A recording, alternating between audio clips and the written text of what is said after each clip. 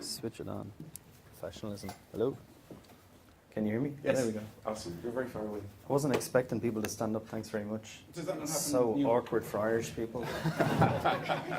Oh, can't handle any kind of praise or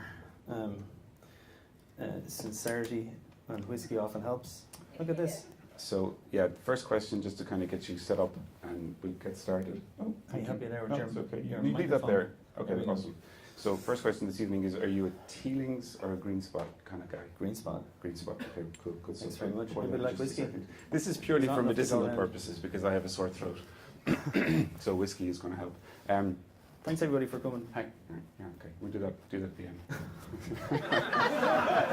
So, Just relax. It's okay. I'm gonna pour this, but while I get this set up, why don't you tell us a little bit about what Cohort is? Because many people here may not know. okay. Thanks for giving me the opportunity to pitch my startup. That's okay. To these fine people. Cohort helps you find the people you need through the people you already know and trust. We do this by building a social graph of professional relationships and interests. To date, we've managed to analyze about 2 billion relationships mostly from public data. Then we serve that up through mobile and desktop interfaces for individual users and the organizations that they're part of. Our goal is to help organizations better access the untapped potential of their people's networks, which surprisingly in 2017 is a very hard thing to do still. Where are you with that at the moment? Are you live with a product? Startups are hard. Took longer to The get end. took longer to and it always does to get a product out into the world. There's a school of thought that probably originated with places like Y Combinator, and it probably was true for 2008 to 2014 or so, that if you can't build a product in 3 months and launch it and validate it, then you go home. And that might be fine if you're replicating an existing workflow, like a paper-based workflow, and you're SaaSifying it up, or if you're optimizing something that already exists. But these days, there's a lot more involved in building tech products. A lot more data involved, a lot more infrastructure involved. And there's a lot more kind of channels for audiences to interact, for users and businesses to interact with your product. So it took us probably the guts of 12 months to get to a point where we felt that the data was useful, valuable to people using Cohort for the first time. And then probably another few months after that to actually get an interface that made sense and put that out into the market. So that was during summer. And then I needed back surgery, so that kind of put a hold on things. And but properly back in action now, and we're actually launching our B2B facing version of Cohort in January. The marketing site for that will be live next week, so Cool. please sign up. Cool, good. So I think it might be interesting to sort of like compare and contrast some of the products that you built in the past, and I'll ask a long questions that you have time to have some whiskey. To compare what you that's fine. To compare the products and startups that you've been involved with in the past with what you're doing now, because I think if you compare to Orchestra as an example, Yeah. You were building DevOps tools, effectively, platforms as a service, products for engineers like yourself, to make their lives easier. Scratching your own itch. Scratching your own itch, exactly. But definitely, building stuff that's in a domain that you're comfortable with. Cohort strikes me as something entirely different, right? And you're solving a more universal problem, but not something that you have experienced directly, I guess, or did you feel you did? That's a long-winded question. Yep, my experience was limited to being a human being and interacting with other human beings and trying to kind of do good things together. And that's really what networking is. That's what kind of social graphs are, like an abstraction of that.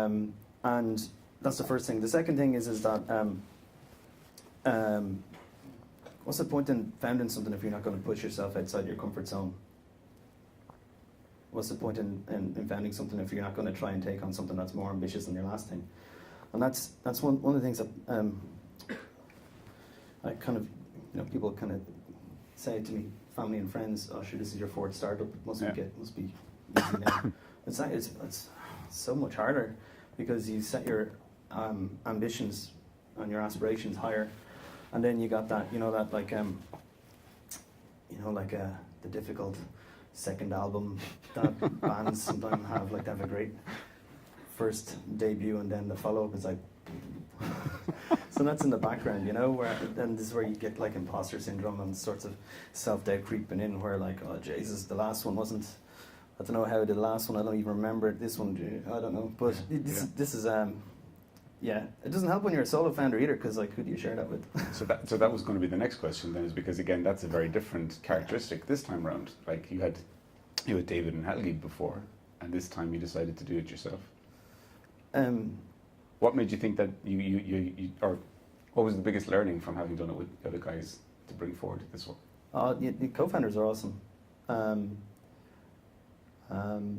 You're sharing risk, not just financial risk, but kind of career risk as well, because you're taking a chunk of time, and it does take a chunk of time. Like I said, the idea of 3 months to try an idea, you're not really testing yourself as a founder or a hacker or whatever you want to call yourself to try and give it a go. It does take a chunk of time to properly see, well, did I make a difference here or not, or are we onto something? So you're sharing that risk with your co-founders, and then just, I guess there's like just comfort that comes with that. Were you aware though, like how self-aware were you at the start of that, kind of going, I'm doing fourth startup, but this time I'm doing it by myself. I know what I was good at the last time and I know where I failed, but I'm going to mitigate those risks that you're talking about now. You're conscious of them. How did you, were you that rational when you thought about it? Of course I wasn't. Well, I turned 40 over the summer, and you get to a certain age, and God, I'd love to have been in a position to do this when I was younger, to actually evaluate myself in a kind of a critical way. But I think one of my, when I turned 40, I was like, all right, Eamon, time to kind of sit down and have a serious conversation with yourself, and what are you going to do with your life, right? And the last time I had that conversation, I was 29, turning 30, saying, well, what do I want to feel when I'm 40? Like, I've done nothing with my 20s, so that was all right. But I kind of look at my strengths and weaknesses, and I think that there's one of my weaknesses is that I may be too optimistic, and you kind of need that to kind of get you through the shit. And it also kind of means that those types of questions don't even come up, because of course I can do it. And time will tell, like for everybody that asks that question of themselves. But the optimism part is a thing that kind of tends to blind you to certain things. But you can't, when you try to battle that, like I'm too optimistic about certain things, then you become like you're second guessing your decisions, you're second guessing other people's motivations, and that's not helpful either. So there is a balance to be struck, I think, for every founder, depending on what they're working on, who they're building product for, what their team looks like, what their investors look like, their market. They need to kind of balance that sense of confidence with a healthy sense of optimism. And this was actually one of the great things about having a co-founder.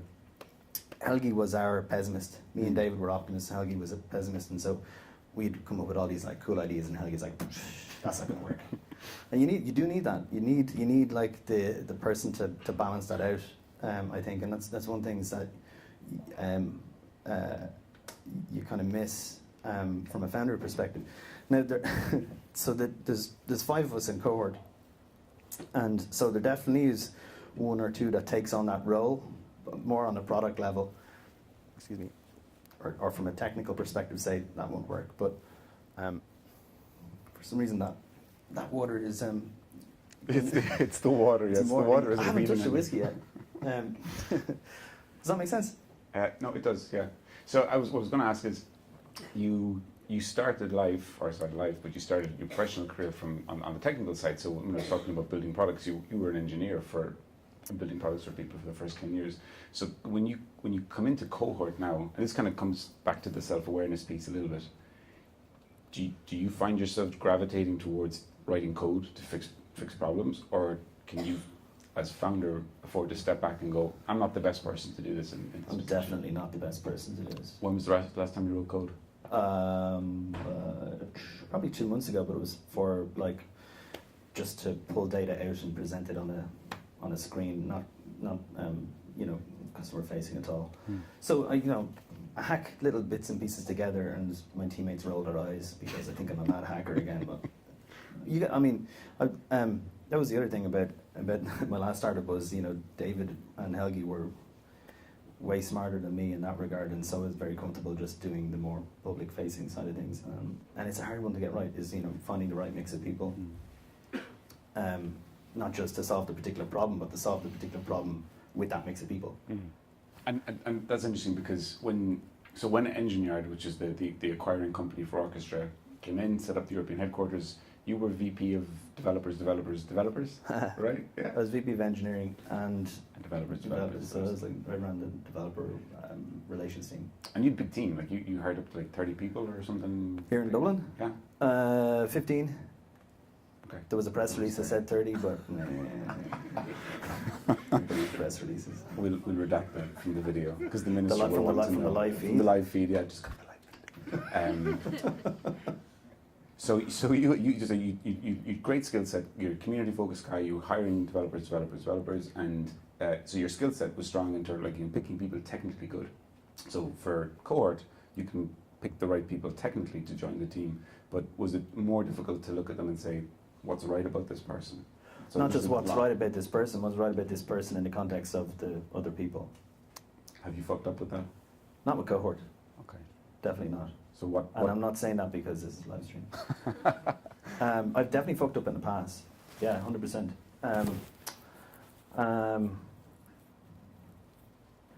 Yeah, I mean, hiring is hard. I think it's hard for first-time founders because, especially if they're product focused or technical focused or business focused, because their eye is on other prizes. Like build a product, validate the product, get customers, blah, blah, all that stuff, and we just throw bodies or eyes or brains at it, and we'll solve that problem. And it's and if they have any success with that, and awesome if they do, that tends to attract money in the form of customers and money in the form of investment, and then that tends to attract other people to kind of ramp up the product and support the product, and market the product, and it's a thing that it's hard to get right because the more bodies you put into the mix, the harder it is for them to communicate, to build trust, and the harder it is for that to kind of filter through to the end customer experience. I mean, it's the whole point of it. Customers have to feel and see value in the product that you're giving them, and the people who you hire to build and support it and market and sell that have a direct impact on that experience, positive and negative. And I'm actually really, it's a core belief of mine that leadership, it's particularly in a startup environment that's going through this kind of, let's say, the first 4 to 100 people. Leadership really just comes down to being able to get a good view of everybody, what they're working on, how they work on it together, how they communicate, and how they build trust. And it's so easy to get that wrong just by adding or moving or taking away 1 or 2 people. So I'm curious on that. So would your approach, particularly like the biggest team maybe that you ran was when in Engine Yard, do you hire people who you believe already have the values so that they can just go and they can help other people and that they can educate just by the doing, or do you hire people you believe are easily coachable? So it's like, do you hire sheep who you just like transplant values and stuff onto, or do you hire people who you think are just going to be like you and go forward? Well, the first thing is you don't know until you know, so you can't kind of sit on the fence and dither about whether you're going to hire somebody or not, so you kind of have to make that call. The second thing though is that it's entirely possible you could hire somebody that is a great person on paper, has fantastic references, and that you've maybe known for a long time. Maybe you worked with them in the past, but in this context, it just doesn't work out. And it goes the other way. You could maybe hire somebody that all the red flags are there, but in this context, it works out great. Because there will only ever be one particular configuration for one particular version of the product for one particular customer base at any moment in time. And that's constantly evolving. So I think you also have to be okay with the fact that you're not going to get it right all the time, and you will make mistakes. I guess the thing is to be able to identify when somebody isn't working out.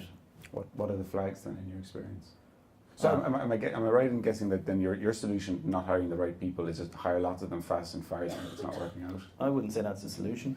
I think it might be an option. It's a process. It's an option. It's a process. Oh, but this is the other thing. Is like I don't think there's like a universal template you can apply to this. Every company has its own way of figuring this out, and it's directly related to the values of the leadership, founders or the executive team.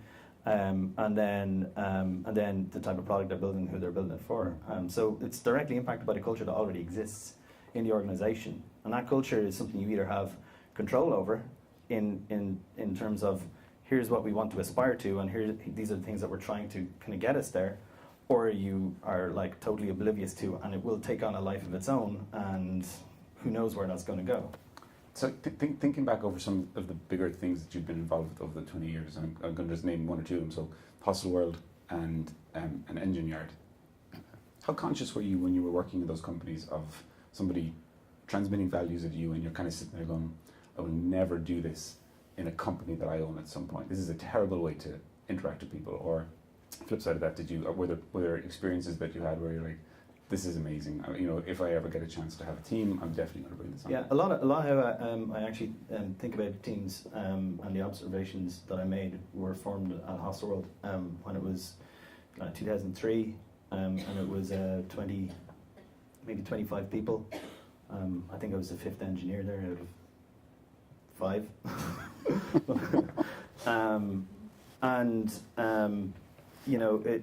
At that size, it's a really great sense of teamwork and camaraderie, and morale is high. And one of the things that existed at Hostelworld that has stuck with me over the years was the level of transparency that the leadership team gave to every single person. Like the person that was just hired yesterday got to see today's numbers, yesterday's numbers, last week's numbers in terms of bookings, in terms of people, and in terms of dollars or euros, whatever it was. Because it was front and center. It was like a dashboard you log in, and it was like, this is how we're doing right now, and this is how we've done in the past. And sometimes those things are hidden from people.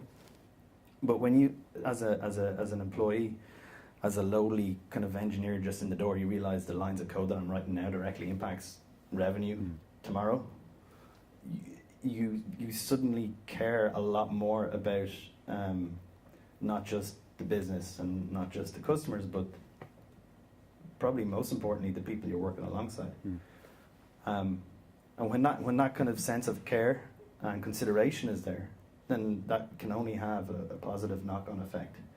The hard thing though about this is, once you have that, then how do you not fuck it up, right? How do you maintain that as you add more people in? So the same team, and I was only there for 9 months, so I can't speak about what it was like after that, but I've seen it with lots of companies that once they get past a certain size, and it's different for everybody, stuff starts to kind of break down a little bit. It really depends on how solid that foundation is at the outset. So for some people it could be like when they get to 50, the cracks start to show because maybe not everybody knows each other's names, or trust is harder to establish because communication is more diluted. With other companies it could be 100. I've seen it with some startup teams where it's 4. So it really depends. That this is what I'm saying. Everything comes down to culture at the outset. It's the foundation for everything, and you're either going to build a house on solid foundations or sink. I don't know. Are you excited? Does that make sense? Yeah, no, it does absolutely. Yeah. Are you excited about the idea of maybe getting Cohort to a stage where things start to break? Then, is that okay? That's not the ambition. No, I see what you mean. Yeah. It is. That's like an indicator that it's a good problem to have. Yeah. Depends if you laid the foundation right or not. So if you're asking do I want to be in a Cohort to be a place where I have a growing team and everybody turns up for work happy most days and feels productive most weeks, that they're doing good work. Yeah, absolutely. Who wouldn't want to lead, or who wouldn't want to create a space where people can do their best work? That's your job as a leader. Give people the space to succeed, set them up for success, give them the tools to do what they do best, and then get out of the way. Might come back to the founding, the decision to found Cohort this time around. You said that there was nobody else available, and this felt like the right time to do it, and you couldn't get anybody to come along and be the co-founder. What were you seeing? What signals were there that it was like, I have to do Cohort now, or were you just bored? All the people bitching about LinkedIn on Facebook, on Twitter. It's a good thing we didn't host this in LinkedIn, right? Huh? It's a good thing we didn't host this in LinkedIn. So would have said it. You gotta be true to your beliefs. Sorry, go on. So what's the question again? Why? Why now? Oh yeah, why now? And also, why you? Well, why not me? Okay. Well, like, just because, I don't think there is a perfect person in the world to solve a problem like this, and there's lots of people trying to solve it in different ways. And I don't think there is a particular configuration of a team that have this great education or worked at like all the big names and they come together with the right amount of funding and they can solve this problem. I know for a fact that's a really hard thing to do because I've seen 2 or 3 other companies out there, and I won't name names, that have taken 20 million, 30 million in funding, have raised grown a team to 30, 50 people, and they're not effectively able to solve this problem, and they've pivoted into something else. That doesn't mean anything other than really what that tells me is that there is no right, perfect blueprint for solving this problem. And the problem is that human networks are not optimized for solving problems at any scale, despite the fact we have fragments and breadcrumbs and deposits of data about ourselves, about our relationships, about our skills, our interests, spread all across different parts of the web, across email, and sometimes it's just up in here and in here. So our job is to tap into that, pull it into one place where you can make the most sense out of it. Did you set yourself a fail goal then as well? Did you? Like, how will I know I fucked up? Yeah. Remember I spoke to you about the optimism thing? Yeah. Yeah. But like it just is a different question or a different way of phrasing it is like, do you have a date or an activation number and you're like, this isn't working, let's just go on to number 5? How long do you think it should take to build a product like this? I'm asking the question too. Yeah. Well, I know the fail point isn't running out of money because we've been there. We figured it out. I know the fail point isn't not launching within 6 months, which we intended to do because we've been there and we figured it out. I know the fail point isn't not being able to technically solve a problem because we've been there multiple times. I mean, that's what tech product startups are about. So if it's not any of those things, and this to be fair, this is a question I ask myself. There is a fine line between having grit and determination and fucking grind and flogging a dead horse. And I think there's only one person that can really answer that, or if you're co-founders, that's really just up to the people involved to say, we've reached that point. I've not reached that point. So you definitely are like the one person who can make the decision, or a team who can make the decision, but there's other people as well, right? There's a community around you, there's other people trying the same thing and maybe failing, or there's just people that you respect in the community. Maybe it's an advisory board. Do you have that circle of people now that you're talking to? Yeah. Are they on Cohort? Do you just send them? Yeah. So I've some awesome angel investors that all of whom have founded things, multiple things, and have been there. So they're always available for bouncing stuff off of, and small number of advisors as well, who again accomplished in what they do, and are great for bouncing things off. And we recently joined an eclectic bunch of people based in Europe called The Family. I don't know if you know of them. They're is that Roxanne in Paris? No, the other French crowd.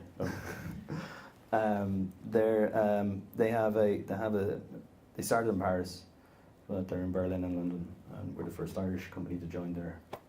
I was trying to ask them today, how do you describe it? And they said we're just a family. Wow, you sound like the mafia. But some people have called them, some people have called them the Y Combinator of Europe, which I don't know if that makes sense. But what they do is they have a multi city hub focused on the particular strengths that come from those hubs, so London, Berlin, and Paris, and they have physical presences there, and then they have networks spread across Europe and the US between people that have operated at scale, people that have led teams at scale, investors at all levels, and their job is to help entrepreneurs figure it out and kind of plug them into the platform that they built. So having that and having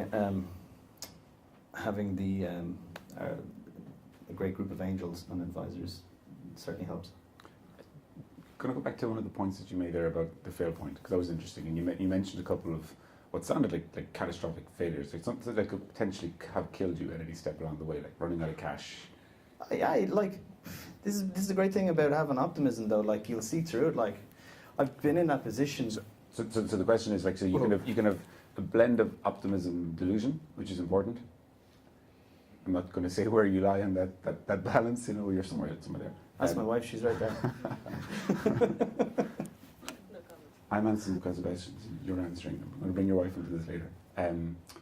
So you need to be, you're driven by your optimism, delusional, but then you've also just got that drive, that ambition to get you through those fail points. So other than building a good place, a good environment for a team to build good things and be happy most of the time, what else driving you? I mean, is it fixing the problem of networks at scale? Is it another exit? Is it? I mean, exits are nice, but like, we didn't plan for the last one. It just happened. I know it sounds like flippant to say, but it just did. And you probably shouldn't build for an exit. It's nice if it happens, but if you build for an exit, you mightn't have a business. Blah blah blah. What drives me? That's an extremely personal question, David. I can't fuck up until I know I fucked up. It's a thing that's deep inside. I just what drives me is that I know that this is a problem that exists, and I know because hundreds of people have told me so, and thousands of people talk about it every day online about how it's a problem that exists. I know that human networks are not optimized to uncover and tap into the hidden potential of relationships and interests. And there isn't a better alternative out there. I'm not saying we're the better alternative. It's a very Irish thing to say, because we're self-deprecating. If I was American, I'd say we're the number one leader in the motherfucking world. So I know a better solution. I can see why you need a marketing team really quickly. Maybe. So I know a better solution doesn't exist. And so if one comes along in the meantime, that'll probably take the wind out of my sails for a bit. But yeah, I think it's a good question, because I think it's a thing it is deeply personal to every founder. Like, where did they get their will to continue, their source of energy, their motivation to keep going? Yeah, I guess I'm curious, because like when you exited to Engine Yard, and then you had the earnout, I guess, and you stayed around for a couple of years, and then you had a lot of options, right? And you looking from it externally, you did a couple of things. You started doing a little bit of angel stuff. You did something with Paddy at Web Summit that I didn't really understand. You started doing something with whiskey that I totally didn't understand either. But so you did a lot of different things, and I'm wondering, if you're driven to be the person who doesn't fuck up until they fucked up, why pick startups again, which has got such a high chance of that happening? Just had an itch. It was there. It needed to be done. So the extension of that is, do you think that if Cohort doesn't work, you'll try again? With Cohort? No, or with something else? Ask my wife. There's a thing. It was a big cultural transition that had to happen in a weekend from when I last worked for myself to working as a full-time employee for Engine Yard. Like, we signed on a Friday, the transaction happened over the weekend, and on a Monday my life was never going to be the same again. But I also had a boss, and it was the first time I'd had a boss in 4 or 5 years. And when you are used to working for yourself and making decisions kind of almost from gut instinct, ideally based on some data, but when you're that small, that's the way we did things. And and then you immediately kind of leapfrog into this organization of 100 and something people, and now you kind of have 50 people reporting into you. That's a huge kind of transition culturally, but also kind of how you operate in that. And oh God, where was I going with that? It was so well thought out. This is where you come in and save me, Dave. Yeah, I was wondering as well where you were going with that. No, we were talking about going again if Cohort fails. Oh yeah, actually at that point I said I'm never doing a startup again. No, seriously, I kind of felt like I was hitting a burnout stage because we were running a consultancy and the product that engineer bought at the same time. So because we didn't have any investors, so we were building product on the side that funded the startup that engineer bought, and I'm not sure how long we could have kept that going. So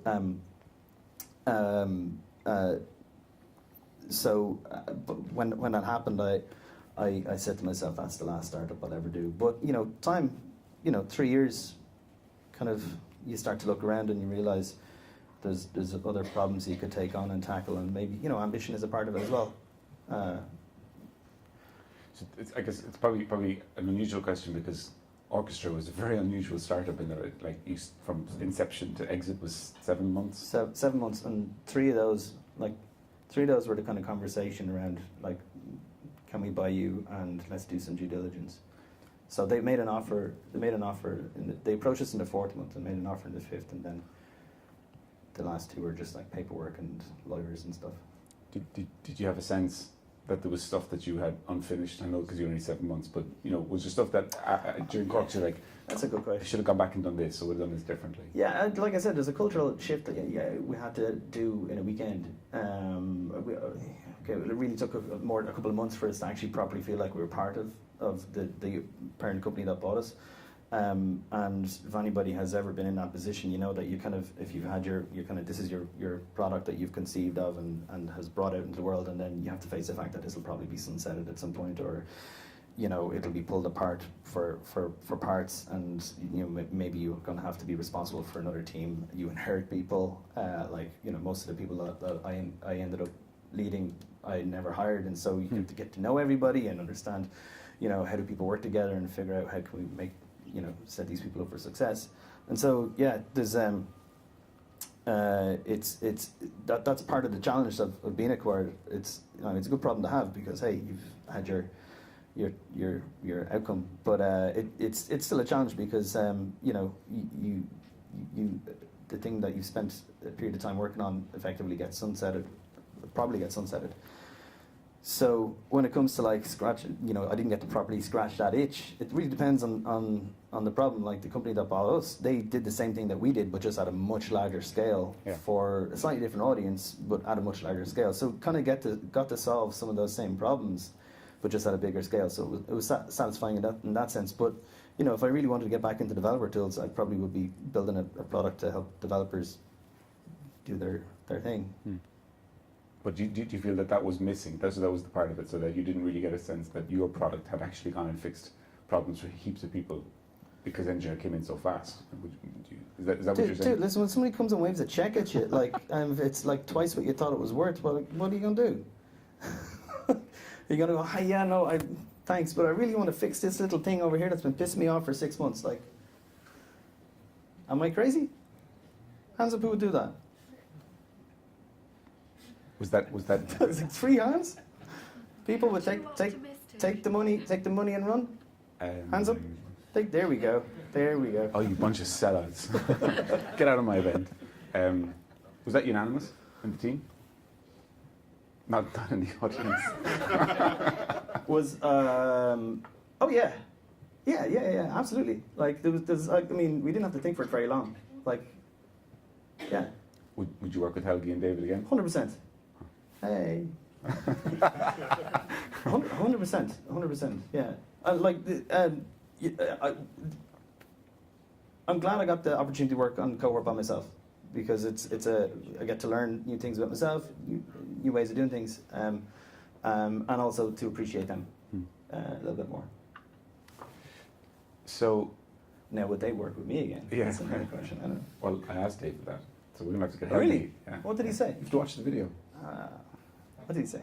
Just watch the video. Yeah. Okay. Everybody should watch the video. It's up on YouTube. It's a great event. Great interview. So looking back at the acquisition, there was a pretty big shock, right? I mean, like I think anybody who was in sort of the tech ecosystem, I'm not saying that we were shocked that you sold a company, but that it happened so fast. Hey, I was shocked. But I think it kicked something off. I mean, like, you know, you were a poster boy for EI, for IDA, because there was that crossover. It was an Irish startup bringing in a multinational and setting up the EMEA HQ and all that really good stuff happening.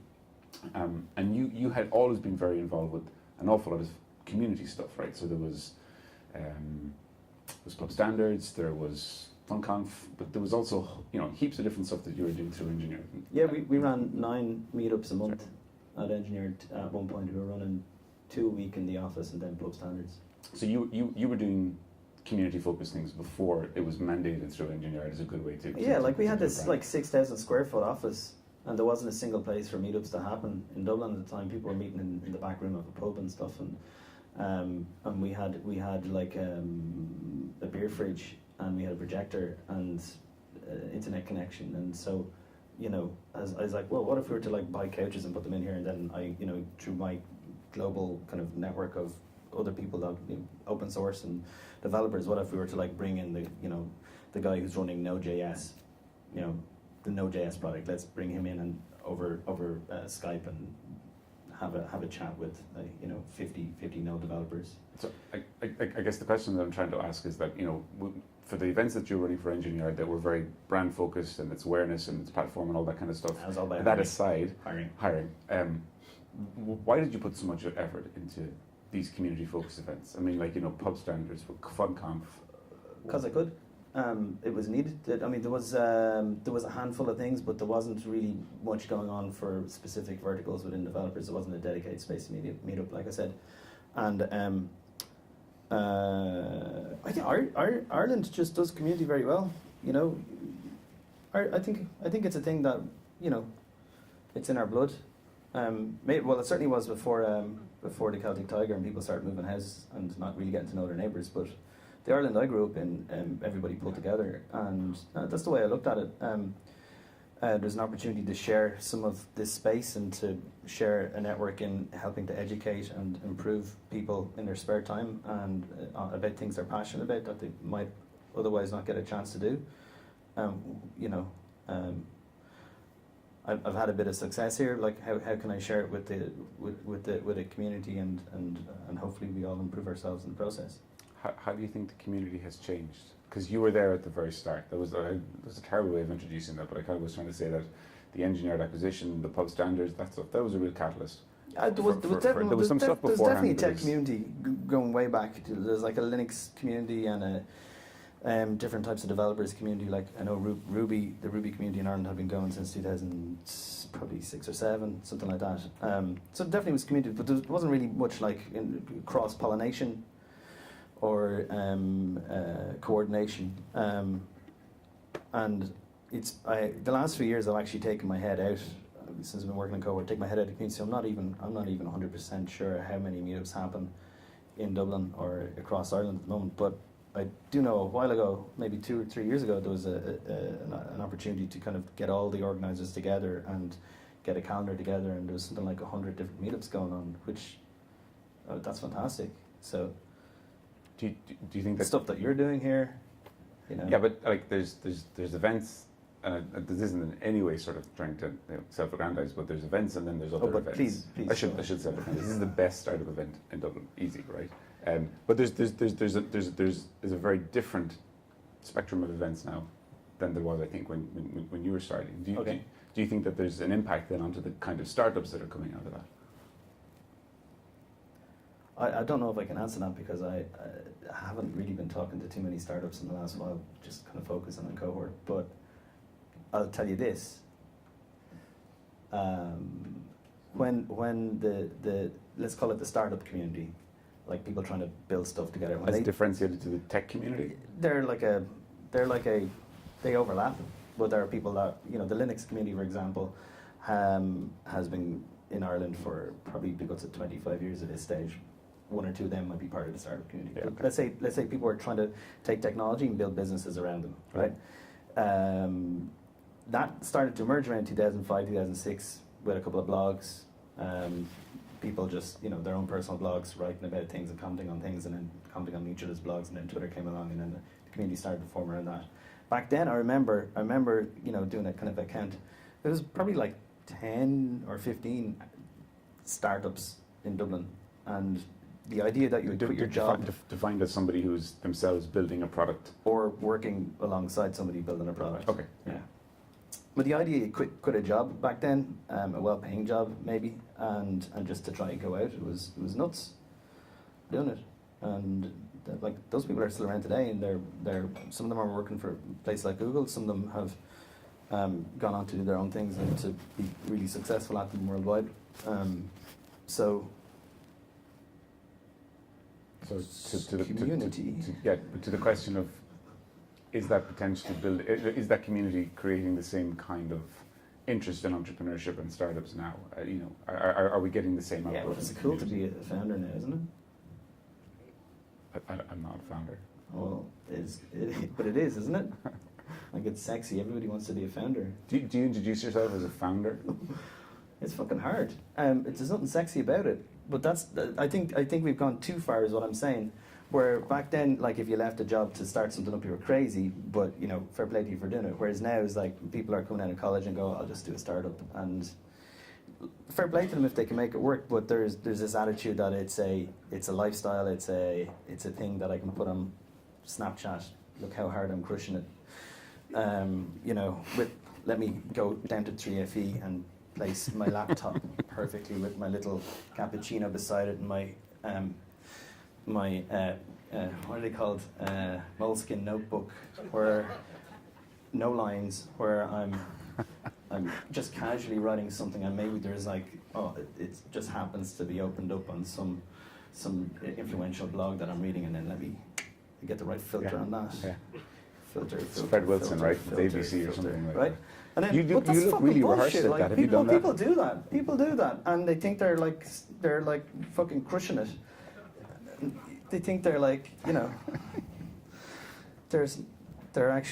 wasting their time. Okay, so like that's the status quo, right? That's what's happening. We can't bemoan that. Is there any value in that? Like, no, that's masturbation. That's what that is. Like, there's nothing good that can come out of that. Like, could solve a problem. Like, so it's not necessarily. Stop posing. Okay, right. So it's the entrepreneurship piece of this, right? Rather than that's exactly what it is. What you're not saying is you shouldn't come straight out of college and start something, but you should actually. No, I'm saying your motivations are what makes the difference. If you come out of college, there's no reason why people fresh out of college can't do this. And by the way, let me say this.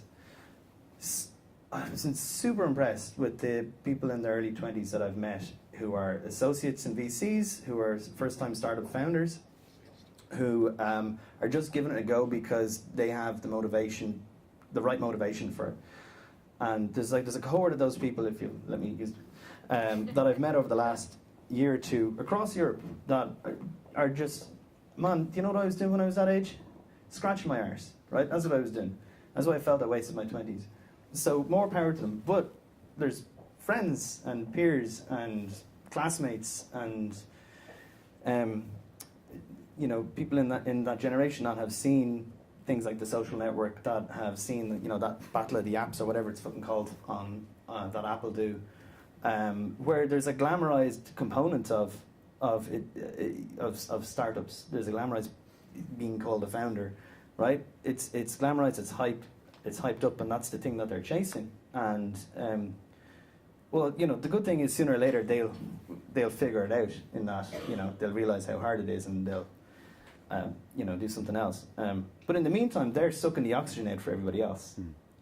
The people that actually need to get in front of that investor, or the people that need to get that piece of advice from that former founder or operator, they're getting in the way of that. And not that I think too long or hard about this stuff at all, but So I don't disagree with any of that. I think.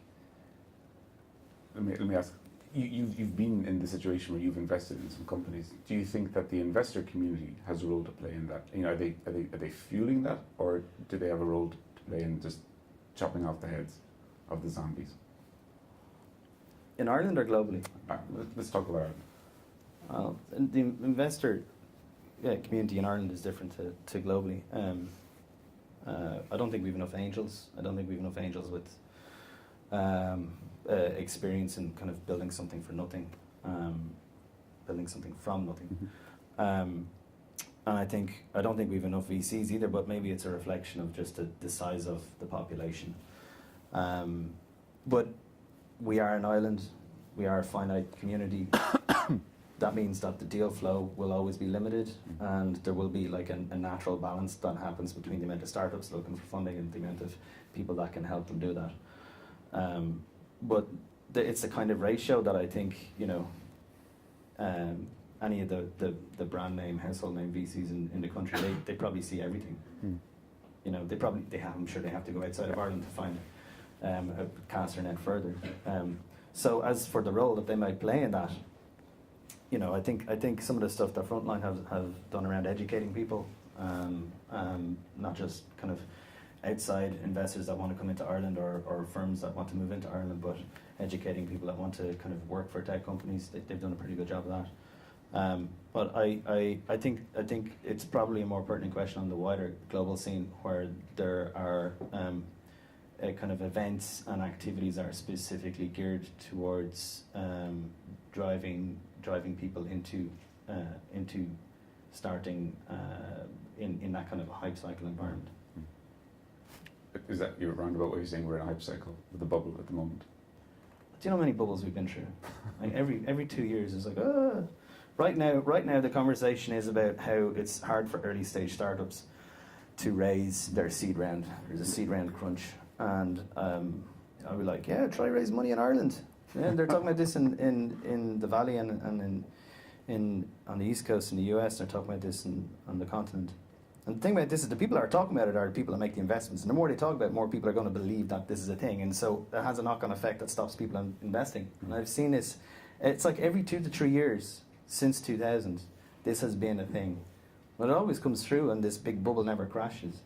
Or it never bursts. Okay. I think that the thing that caused the first dot-com bubble, a very different set of circumstances and environment to what we have today. I think there's a lot more sustainability. There's people making money for a start. There's a lot more people online, half the planet. The infrastructure is there to actually support the technology and products that they want to build. The tooling is there. Back then, people were just hacking things together, trying and figure it out. No, it was Wild West. Nobody knew what they're doing. So, I think, if you're talking about bubbling technology, maybe crypto is a place to look. I don't know about that. Yeah. But hype cycles. So last one from me before we Thanks for humouring me. I appreciate it. No, it's good. It's a good round. Well done. Last one from me before we move over to the audience Q&A. You've done some angel investment yourself. Yes. Was it always in companies where you knew the founders personally, or had you looked outside your personal circle? No, I always knew them. You always knew them. Okay. Yeah. So I was an amateur angel investor. Like, it wasn't my full-time job. It was these guys are doing something cool, and how do I buy a ticket on that train and to see where it's going to go? Angel investment is risky. You shouldn't be doing angel investment if you're not prepared to say goodbye to your money the minute you make that transfer. What kind of things do you think you've learned from those transactions? Probably the biggest one I've learned is at that early you cannot predict success. There's so many variables involved. Lots of people try and say and claim they can predict success, but those are an exceptionally small number of people who have access to a vast network of opportunities, and they just have seen so much stuff they can start to kind of feel the vibes. But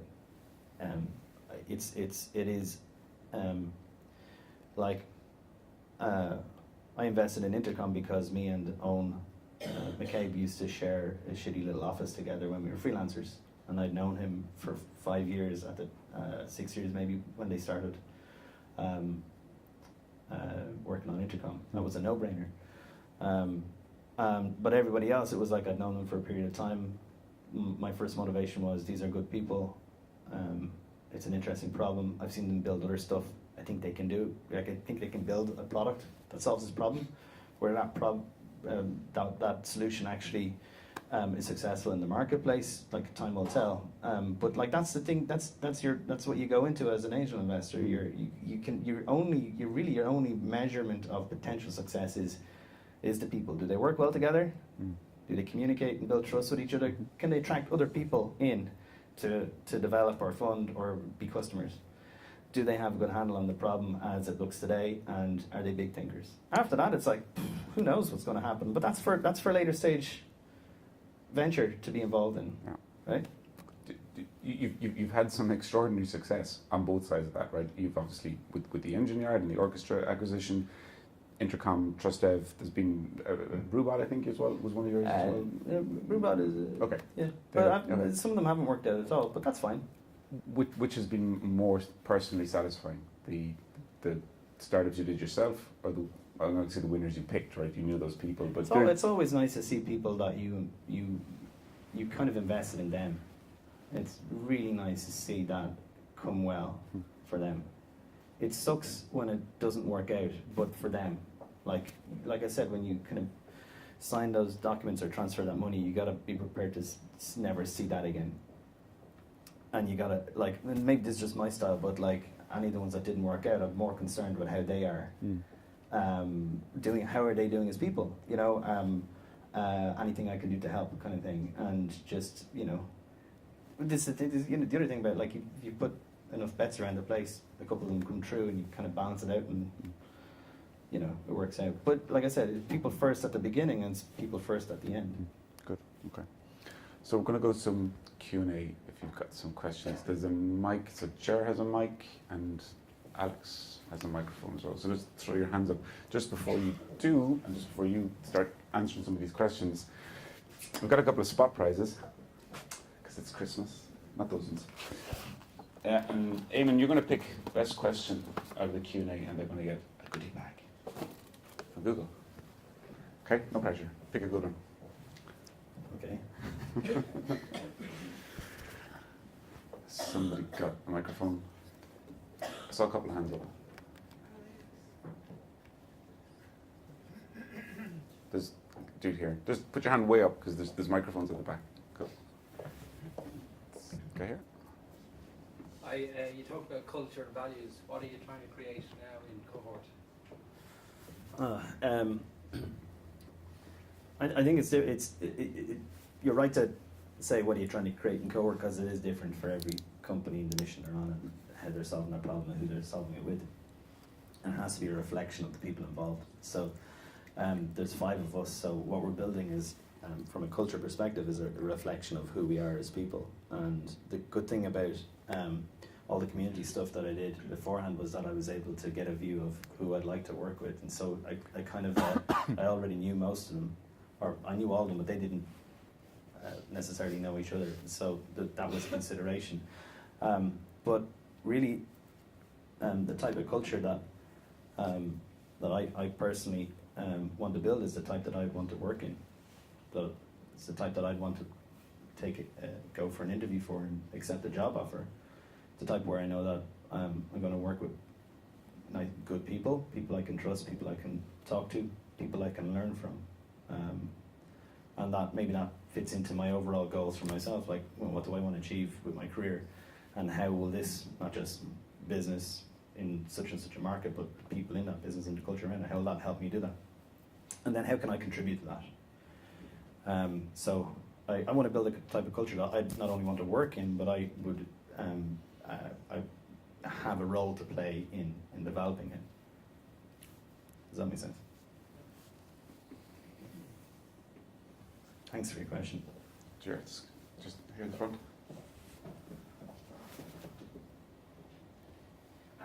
Hey, Mark. Hi. Here we are. Good to see you. The business you're building now, Eamon, strikes me as one that demands international participation. You're mad. Are you going at this, or do you think that is a hackable thing, starting from Ireland, where you can get international participation? You're not starting in Berkeley here, or have you some other plan which involves lots of trips to Dublin Airport and hiring individuals to sort of promote this internationally? It's a bit of both. And that's a good question. Yeah. I didn't say it was goodie bag winning territory. No more questions. So, we live on an island. So, I think if you're building a startup on the World Wide Web or the global interconnected network of computers, you have to be globally focused from day one. And there was a period of time where most startups, like 10 years ago in Ireland, were thinking just like, well, how can I service the Dublin market for this? And it's tiny, versus what the potential outcome could be. So that's the backdrop, and I think that's one of our strengths. Like, there's if you're building out of Paris or if you're building out of Berlin, there might be a temptation to just there's an 80 million person market in Germany. Let's just focus on those. So we don't have that luxury, and I think it's actually a hidden strength, because from day one we have to think globally. And what comes with that is, you're absolutely right, getting on a plane. In fact, we're actually incorporated in the US. We're Cohort Inc. with an Irish subsidiary that employs a team in Dublin. Our investors invest in the parent company. The parent company 100% owns the Irish company. And our lawyers are in San Francisco, and most of our angels are from the States. I think if you're thinking globally from day one, by nature of where you're coming up from, then you may as well structure it that way to make it easier to take out any kind of points of friction or roadblocks. And then that just makes it like arriving at the inevitable decision just that more easier when you get to that point. Should we open an office in New York? Well, we're already registered as an employer, so not that hard. I don't think there's any other way to build a business around a product that creates impact at scale from Ireland than to do it that way. And there's some great, albeit like a handful of great examples, Intercom being the one that I think has probably made the biggest inroads in that regard in the last while. And you get a whole bunch of other problems that come with that, like, you got different cultures happening just naturally, organically in different offices. How do you maintain that and align it with being able to build and support and market a product effectively? So it's not without its challenges, but I think that's the only option we have. Just a side question on that. That was a good question. Well done, Patrick.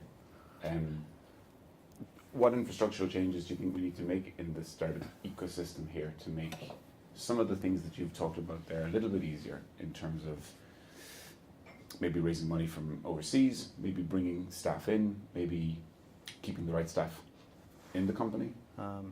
Quickly, in like 30 seconds. I don't know if I have a good answer for that, because the breadth of my exposure to it is literally, it's a 5-person team. When we get to 30, 40 people and we're starting to think about doing that, then maybe ask me. Yeah, but probably not the best person to ask. well, you were on the ground when Intercom grew and scaled. You must have but seen. I wasn't working there. There's No, a but difference between having pints with Owen and Des and shooting shit and then actually being front and centre. Magic wand. Magic wand. Wave it and fix one thing in the Irish startup ecosystem. Ecosystem? Yeah. Yeah. Okay, probably seed funding, angel seed funding from experienced, Operators. second or third kind of generation founders. Okay, cool. Sorry. Kirsten, and then Rory. So, Alex, you got a mic there? Oh. Thank you. Oops. Okay, go ahead. I go next. Sure. Hi, I'm an entrepreneur too. I came from Russia, moved to Ireland recently. Good move.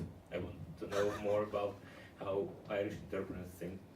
And the question is, have you ever thought about some social investing? So investing in some projects like educational for kids, technology education, which can create social impact. Whatever. Let's say Cohort works out. That'll be the next thing I do. I've spent a lot of time thinking about how let's just look at Ireland. There's a lot of obvious social problems that I don't even think technology could solve. I just think maybe a different way of thinking about how teams are built and bringing the right skills and mix of people together. Like technology can't solve everything. Like how do you apply technology to solve homelessness? I don't know, but I know that there's probably a better configuration in terms of how to figure it out than is currently being applied, because the money exists, it's just not being put in the right way. There's like lots of non-profits that exist, but maybe don't have the opportunities to collaborate in the right way with their counterparts on the government side. And then you got the actual people who are challenged by this problem. How do they how do we work that out? So I think there's a lot of problems that taking a mindset that exists in startups, where you kind of have to figure stuff out in a shorter space of time, maybe with different models that don't yet exist in other organizations. I think that might be an interesting path. But yeah, I do think about that. Don't know if that answers your question or not. More or less. We can talk more after if you want. Okay. Mine has ended up being a summary of most of the questions so far, but like drawing. That just means you're listening. Maybe. But like one person said, who was this man over here, about or in general you were talking about how there's a bit of an issue that Ireland is an island. One good fact to know is that we're the country either within OECD or Europe that has the largest percentage of our population abroad. And if you feed that into the whole community vibe of Ireland, it means there is people out there, even like Enterprise Ireland, like you said, like there's so many pools that can be dipped into. In addition to that, you mentioned seed funding, as being a major problem within Ireland, and that it's a frequent thing that happens abroad more, so it's easier to access what I mean. And when you look at all of that, and you look at as well our big epidemic in terms of, I think it's more so not obtaining talent but actually maintaining talent, which feeds into everything that people have asked you about culture and what you want to propagate in terms of the culture for your company in order to, when you need to hire people, they want to work for you.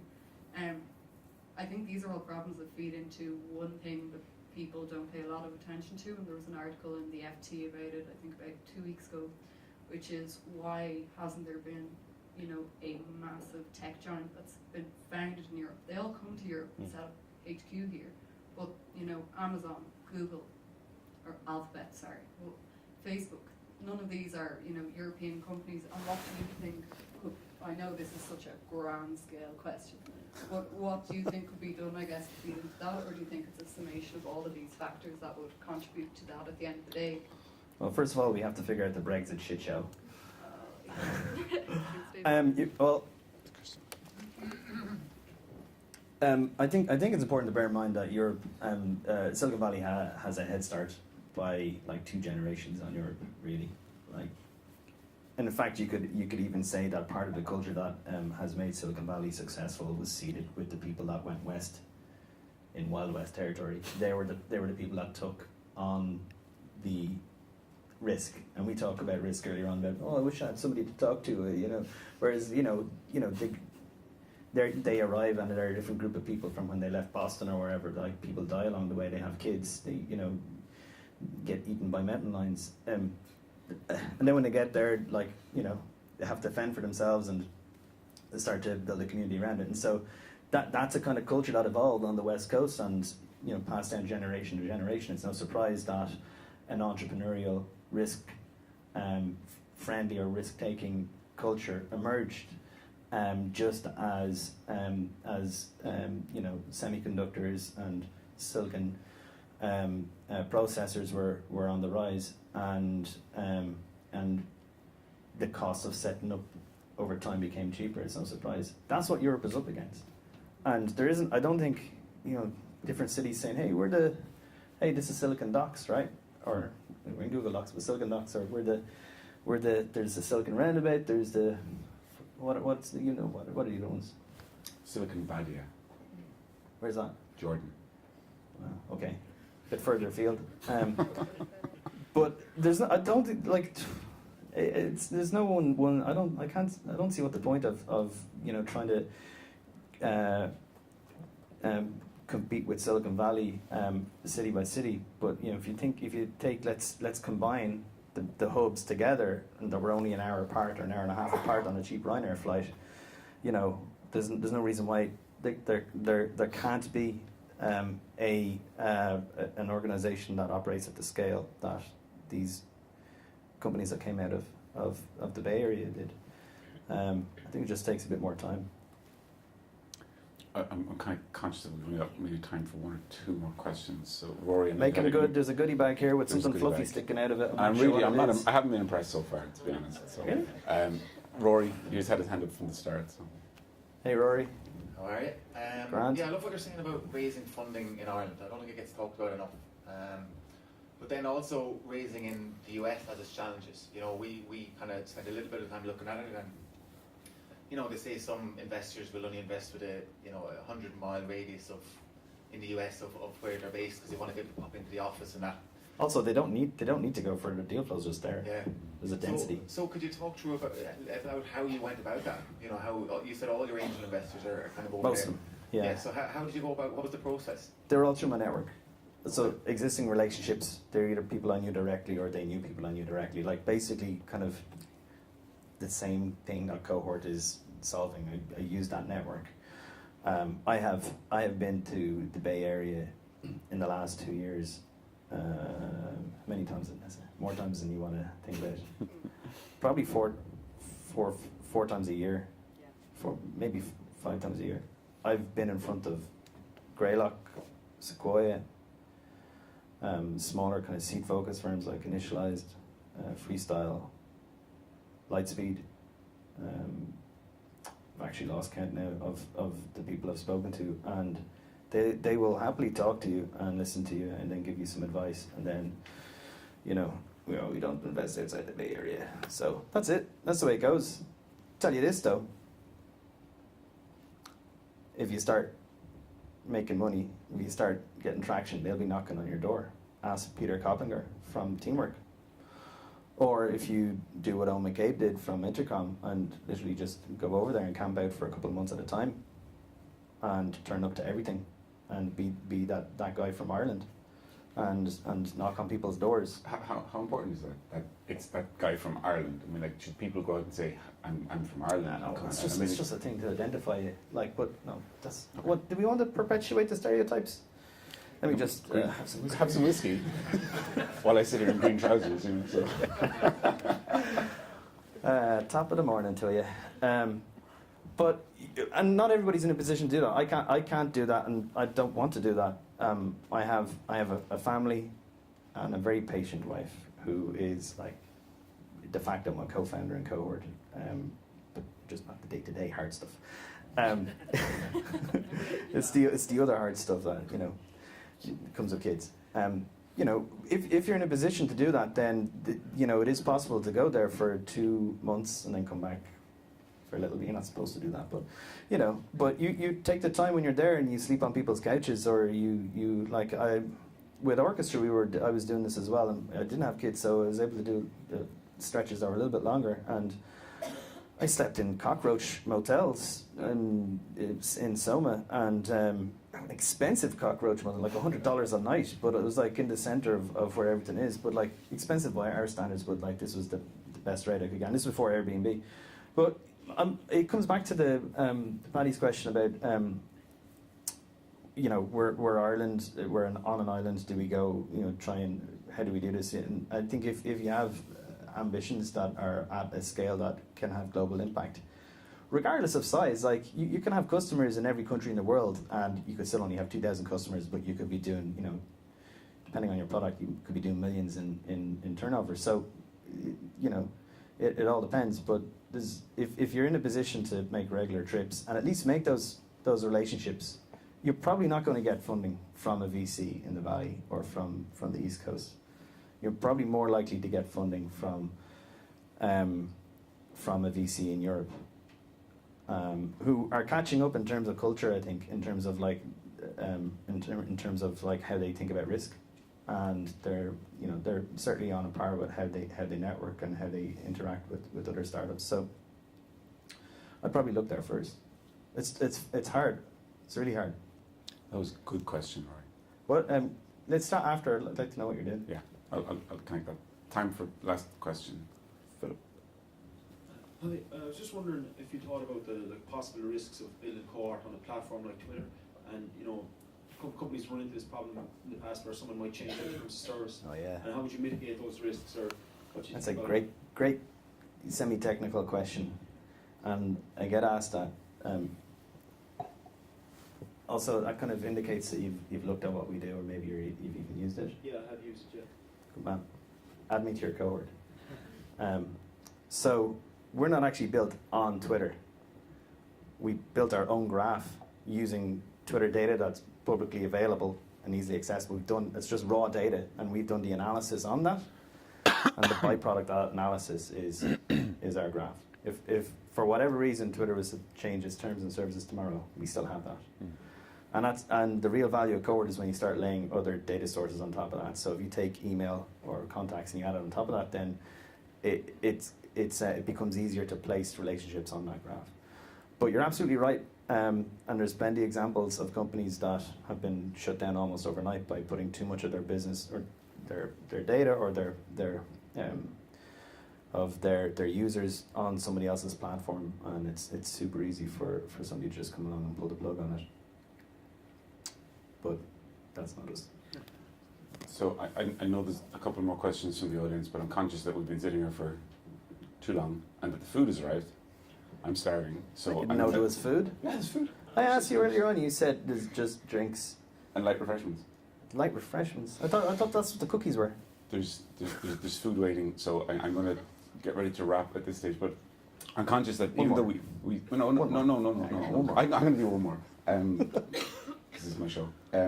So I'm conscious that we've talked about an awful lot, but we've only covered like a fraction of the things that you've done and been involved with. So is there anything I missed or they missed that you absolutely want to talk about before we wrap? This is it. This is your chance. This is my chance. I haven't had the chance so far. I don't know. Look at me.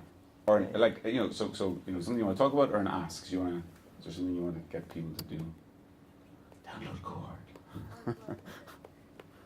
Download Cohort. I think it's great that everybody came out 2 weeks before Christmas when you probably had other drinks or parties or invitations to go to, and that probably speaks more about what you've built here and the value that people apparently get from it. There's a feedback survey coming out tomorrow. I'm not sharing the results with you. I was speaking more about me because I'm not sure how useful it is for them. Anyway, my point is that if you've benefited from, this is my ask, if you've benefited from community events, if you've benefited from people freely giving up their own time and volunteering their time and energy to come along and organise things, if there's ever an opportunity for you to give back or participate and to be an active member or even potentially a leader in the community, it's really without that we probably wouldn't have a lot of the activity that goes on in Dublin, because it's not going to be organised by the government. It needs to be a grassroots thing. It needs to be there needs to be a selfless component to it, and that's how communities work. Most people benefit from the effort of the small group of people, but everybody eventually has to do their turn. So if there's ever an opportunity for you to help, even if it's just like retweeting or promoting or sharing or giving feedback, that's huge. Feedback is huge. If there's ever an opportunity for you to do something even as little as that, I know that you probably appreciate it, but I think the wider group of meetups and community activists and organisers and people that do that, they probably appreciate it. So that's my ask. Well, that's an amazing note to end it on. So I'd like to extend my thanks to Eamon for coming out this evening. If you give him a round of applause. Thank you very much. This was great. Thanks, man. I appreciate it.